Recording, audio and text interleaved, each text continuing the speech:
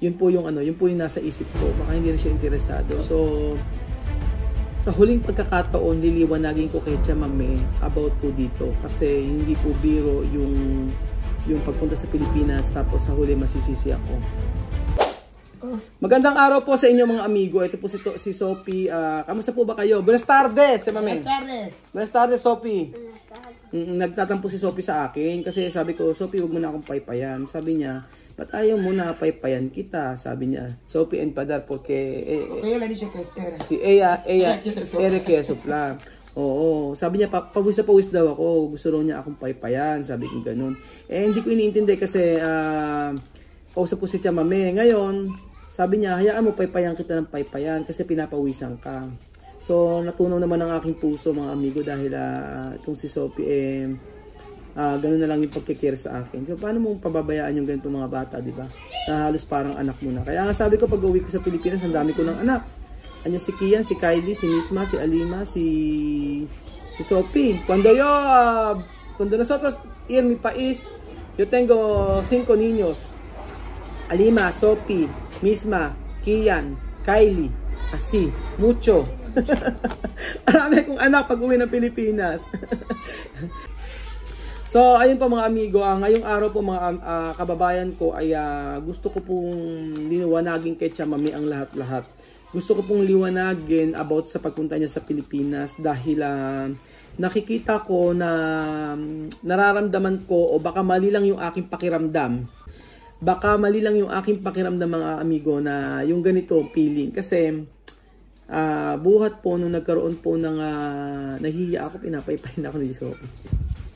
Buhat po nung nagkaroon ng tindahan si Tia Mame, naging sobrang busy niya. Sa totoo, kumikita yung tindahan ni Tia Mame. Kumikita at dinadagdagan niya pa yung kanyang paninda. Ngayon, ayan, pakikita ko po sa inyo. May pakikita ko sa inyo. Tingnan nyo, oh. Ayan, napakarami niyang ginawa. Hindi lang naman kasi yung mga tinda sa may supermarket yung pwedeng ibenta. Isa pa yung pwedeng ibenta yung yuka. So ayan po mga amigo, napakaraming kita niyo, napakaraming yuka na ginawa si Tia Mame. Tapos habang pag nagpupunta ako dito kay Tia Mame, masaya siya sa pagtitinda. Tapos busy siya, napupuyat siya, pero pagkabalik ko naman dito kinabukasan, masaya siya. So naintindihan ko kumbaga yung comment dati ng mga subscriber ganito. Pilit kong inaano sa isip ko yun na ang sabi ng mga nagko-comment na huwag mo nang papuntahin si Tia Mame dyan, ano pa ba ang kailangan? Pag-aralin na lang yung mga bata dyan sa international school, ayaan mo na dito siya, sabing gano'n sabi ng nagko-comment na hayaan mo na si Tia Mame dyan, meron namang kita, ayan, meron namang tindahan na ipaupahan, ano pa ang kailangan? So, napaisip ako doon at habang si Tia Mame ay nakita ko nang mula nagbukas kami ng tindahan, kahit nung kumikita na rin siya, nakita ng mga kung ano-ano mga titinda rito, nakita ko na masaya siya yun. Kaya about sa passport, baka kako hindi nakakuha yung mga bata, hindi pa nakakakuha yung mga bata, baka kako mamaya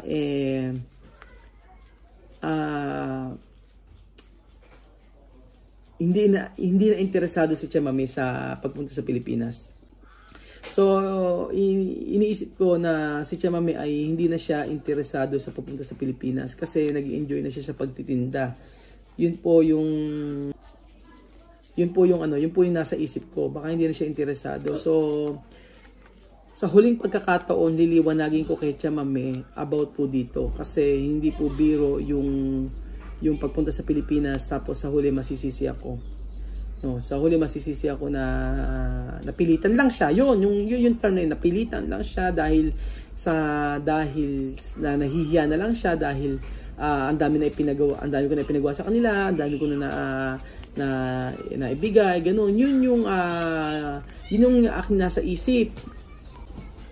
Yung iniisip ko talaga yun na baka mamaya ayaw naman na Tia Mame talaga pumunta sa Pilipinas. Kaya sabi ko parang yung passport parang hindi naman niya inaasikaso. Yung pumapasok sa isip ko yun. Parang yung yung pagtitinda, ini-enjoy niya na dito, ang saya niya, sabi ko gano'n. Tapos kapag namimili siya, ang saya niya. Tapos kapag tinatanong ko sa kanya about sa passport, parang sabi niya, wait, pasensya, sabi niya sa akin. Puro ganyan yung naririnig ko. So yun ang iniisip ko, baka ako mamaya hindi na siya interesado. Yun, paano ako kung hindi na siya interesado po sa Pilipinas, ganun. Yun yung talagang gusto kong liwanagin kay Chamame ngayon. Chamame, no? Cuando tú empezar vender de abacería, yo pensar mucho. Meron tumatawag. Ken ba? Yan. Yan, kagit lang. Meron pong ano. Merong yan. Saglit lang po. Commercial. Saglit lang po, mga amigo. Dije, mi niño, estoy aquí, te espero, porque no sé cómo voy a explicar el chico. Dije, mi niño, estoy aquí, te espero, porque no sé cómo voy a explicar el chico. ¿Qué decía, mami? Jerry. Jerry, ¿qué has dicho? Pensaba que aún estamos... que aún estás hablando de Saddam. No, así. No, así. Yo mi boca solo así, pero... Así le he dicho que no está así, ya no, pasado. Así, pasado. Ya estaba, aún no había comprado. No, así. So, cuando ayun, tumawag si Jerry, baka daw akala nagagalit, nag-aaway, nagagalit, ganun. Kasi yung about nga sa yung kami passport, talagang narinig niya na kami siya, may nagtatalo, nag-uusap kami. Hindi naman talo, kumbaga, ganun kasi kawalak sa boses ko, dire-diretso bibig ko. Pero hindi naman, kilala kasi ko yung Chamame. Ganun lang ako, pero wala naman yun. So, pag-uusapan lang. Okay, bebe. Yun. So, yun po. Chamame, no, escucha, no? Cuando tú abres de abacería, yo he visto tu cara, tu contenta, así, cada día, cuando tú vender, tú contenta. Yo mi observación esto, ¿no? Mi observación para ti, tú no tienes interés, tú sabes, tú no tienes interés para vivir mi país. Esto yo pensar, ¿no? ¿Tú entiendes, Chamame? ¿No? Yo pensaba, tú no tienes interés porque tú tienes casa para alquilar, tú tienes abacería, tú ganas dinero mucho, así. So, ina-explain ko kay Chamame, yo explain ko lenguaje. Sabi ko kay Chamame, obserbahan ko kasi na masaya ka araw-araw, na meron kang paupahan, kumikita ka, may tindahan ka, kumikita ka, may pera ka. Sabi ko sa kanya ganun. Ang aking naobserbahan sa iyo ay parang hindi ka na interesado na pumunta sa Pilipinas. Yun yung aking naobserbahan. O, Chamame, no? Esto mi observación. Tú no quieres ir mi país para los niños. Yo pensar, pero no sé esto, cuando yo pensar esto, la verdad o no. Sabi ko, Chamame, yung iniisip ko ba ay totoo ba o baka naman hindi, sabi ko sa kanya, no? Por eso, yo quiero preguntar tú, ¿qué tú puedes decir? Porque yo saber, tú contenta aquí, ¿no? Cuando tú estás en la abacería, tú contenta. Por eso, yo pensaba, tú quieres vivir aquí, tú no quieres ir a mi país. No, así.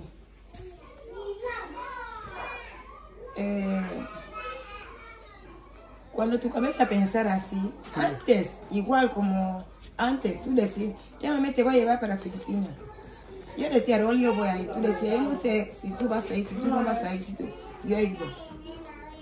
Igual como ahora.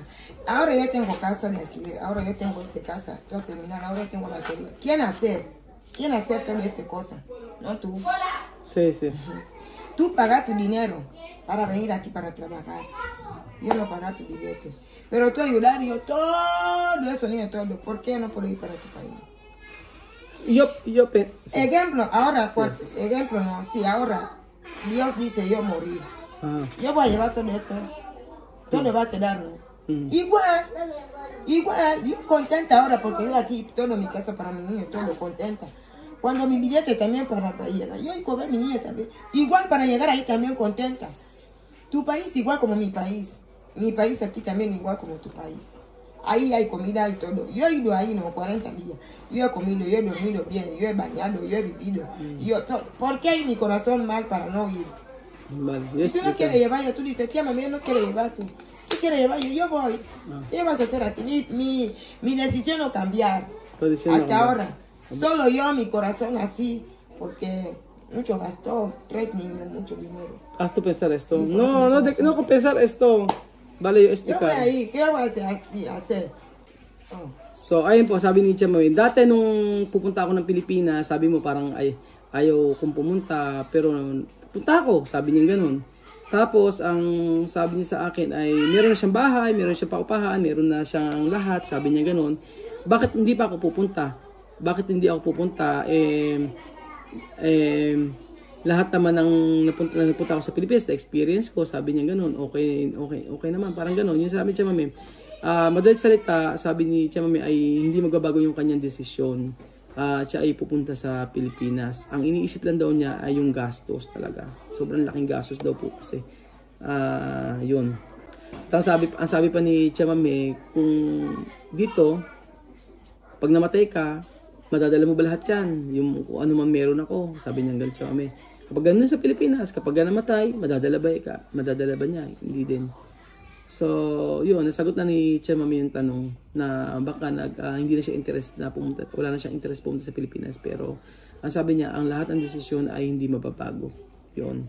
So, pupunta pa rin siya sa Pilipinas. Kasi gusto kong liwanagin dahil para walang hindi ako masisisi or ganun. Yo quiero saber para todo claro, para no, cuando tú estás en mi país, tú hablas, Raúl, yo quiero volver porque yo no quiero aquí más, así. ¿Por qué así? Después tú llorar allí. Sí, porque yo no tenía niños. Pero yo llevé a mi niño ahora. No, yo decir hoy, cuando todos tus niños están en mi país, no. Después tú hablar, todos tus niños pueden volver. Mi niño no puede volver así, mi niño va para estudiar. Yo no puedo ir un mes yo venir. ¿Qué pasa? Sí. Eso es mucho dinero. Mucho legos. O yun, sabi ko kay Tia Mami na sabi ko kay Tia Mami, baka mapag sa Pilipinas ka, sabi mo iiyak ka sa akin, sabi mo gusto mo bumalik, ganun, sabi ko sa kanya ganun. Tapos sabi ni Tia Mami sa akin, hindi. Malayo ang Pilipinas, hindi po pwede na isa after 1 month uuwi, babalik dito, ganun. Yun sabi ni Tia Mami. So, yun na naman gusto kong marinig at malaman natin na interesado siya pumunta talaga sa Pilipinas. Kasi, para malaman niyo din, di ba? Baka mamaya sa huli, masisisi niyo ako na kesyo. Baka kasi dinadala mo pa yan, tapos kaya may mangyayaring ganyan, di ba? Ang dami pwedeng mangyari. Kaya gusto ko talaga i-clear yung lahat na magiging okay kapag kapunta siya sa Pilipinas. At gusto ko liwanagin sa kanya na ano man yung gusto niyang gawin sa Pilipinas, magsusuporta ako. Pero ko sa kanya, naka-guide ako, no? So, claro, no? Tia Mami, no? Tú no pensar, tú no voy. Tú voy, así. No, tu decisión así, recto. No? Tu decisión recto. Casa, mabasería, todo legal, yo voy. So, sabi Tia Mami, lahat ng desisyon niya ay aalis siya. Iiwanan niya yung tindahan, iiwanan niya yung bahay, iiwanan niya yung ang paupahan, pero siya aalis. Parehas lang din daw, sabi niya ganun. At saka total, meron naman siya mga anak dito na iiwanan. So, ayun po mga amigo, at isanig po natin kay Tia Mami na maliwanag na interesado pa siya sa pagpunta sa Pilipinas. Kasi yun ang napapansin ko, talaga, promise mga amigo, na nakikita ko minsan talaga sobrang senit siya sa pagtitinda. Parang yung pagtitinda niya parang, alam mo yung sasabihin na parang, dito na lang ako kasi kumikita na ako, okay na ako dito. Pero hindi pala, ang decision niya ay hindi mababago. Yun ang napatunayan ko Tia Mami na talagang kung ano yung decision niya. Kasi nung nasa Pilipinas, nung bago kami umuwi sa Pilipinas, tagal-tagal ng passport, tinanong ko talaga siya, sabi, Mami, gusto mo talaga pumunta sa Pilipinas? Kung hindi mo talaga gusto pumunta kasi ayusin mo yung passport mo, ganun. Napakaraming ang daming nangyari noon na yung pagkuha ng passport, hanggang sa nakuha niya passport, umiiyak siya. Ako din, sobra akong natouch nung that time na nakuha yung passport. Pero ito na naman, yung mga bata, di ba? Wala pa rin yung passport. Pero, sabi niya, basta ang importante po sa akin mga amigo ay lahat ng desisyon ni Tia Mami ay aking igagalang. Ang lahat ng desisyon ni Tia Mami ay aking irerespeto. Ganun po. Dahil hindi naman ako ang mahihirapan. Mag-a-adjust sila sa Pilipinas syempre. Pero nandito ako, nandito ang pamilya ko para i-guide at saka suportahan si Tia Mami. So, ayun po mga amigo, please naliwanagan po tayo na si Tia Mami ay pupunta ng Pilipinas. Walang makakapigil.